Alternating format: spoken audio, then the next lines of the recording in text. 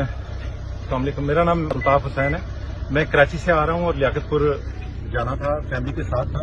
یہ گھوٹکی سے 5 کلومیٹر آگے ایک دم روڈ پہ فائرنگ ہوئی بہت شدید، اور مجھ سے آگے 2 ٹرالے تھے، ان کے ٹائر برسٹ کیے گئے. پھر میری گاڑی پہ فائرنگ کی، میرے ٹائر برسٹ کیے گئے، اور 10 سے 12 ڈاکو تھے بھاری ویپن کے ساتھ. انہوں نے آ کے مجھے گاڑی میں سے شیشے توڑ کے باہر نکالا اور مارتے ہوئے نیچے لے گئے. لیکن فینس تک پہنچنے سے پہلے ہی موٹر وے کی گاڑی کی لائٹس ان کو نظر آئی تو انہوں نے کہا یہ پولیس آ گئی، اور پھر بھی انہوں نے جلدی کوشش کی مجھے فینس پار کرانے کی.